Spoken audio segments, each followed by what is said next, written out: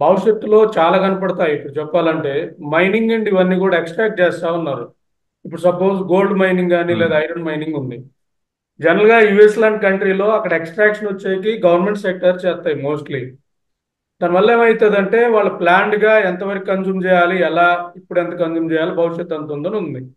But ఇక్కడ వచ్చే private సెక్టర్కి ఇచ్చేయటం వల్ల జనరల్గా 15 ఏళ్ళు ఉండాల్సిన దాన్ని 10 ఏళ్ళకో 7 ఏళ్ళకో కన్జ్యూమ్ అయిపోయింది అనుకో.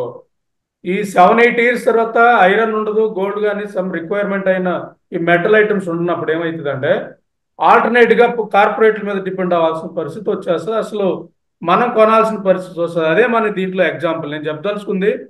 దీని మీద వర్క్ చేయాలనుకున్నప్పుడు ఒక పర్ఫెక్ట్ టీం ఉండాలి. ముందు అధికారులు సక్రమంగా పనిచేసే వాళ్ళు ఉండాలి. ఇంతకుముందు నేను చెప్తున్నాను, చంద్రబాబు నాయుడు గారు బాగా మంచోళ్ళు అది ఇదని అంటే, గత గవర్నమెంట్లో ఎవరైతే మనం ఆరోపణ చేసామో ఇవన్నీ ఉన్నాయో ఇవన్నీ ఇబ్బందులు పెట్టారని చెప్పారో వాళ్ళందరూ ఇప్పుడు మళ్ళీ వాళ్ళ ఈ గవర్నమెంట్లో ఉన్నారంటే, సో వీళ్ళందరికీ కూడా కొత్తగా అర్థమైంది ఏంటంటే వాళ్ళైతేనే మనం చెప్పింది వింటారు. ఒక అవినీతి అధికారి అయితేనే హ్యాపీగా ఈ ముఖ్యమంత్రులకి మంత్రులకి సరిపోతుందన్న ఉద్దేశంతో అతనికి అవినీతి ముద్ర కానీ లేదా ఏదైనా ఇట్లాంటి ఏమన్నా ముద్ర ఉందంటే అతన్నే ప్రిఫర్ చేస్తున్నారు. వాళ్ళ ద్వారా అదే జరుగుతుంది.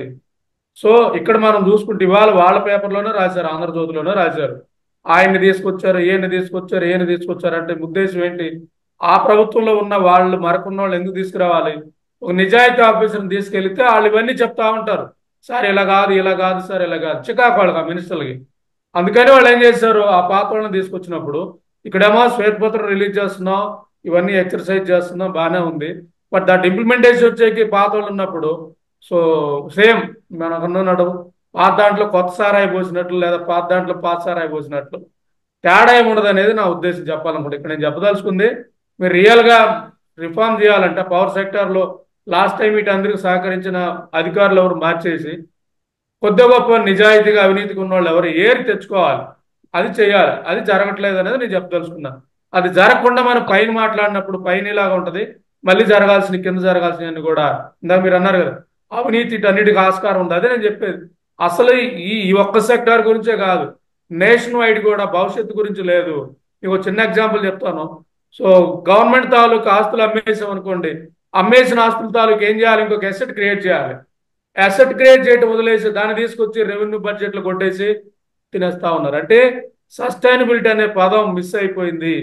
ఆ మిస్ అవడానికి రీజన్ ఏంటంటే కరెక్ట్ అధికారులు, కొద్దిగా క్రెడిబిలిటీ ఉన్న అధికారులు అనేది లేదు కాబట్టి దాని మీద ముందు ఫోకస్ చేస్తే చిత్తశుద్ధి ఉంది అనేది మనం నమ్ముతాం అనేది నేను చెప్పదలుచుకున్నది నేను చెప్పేది.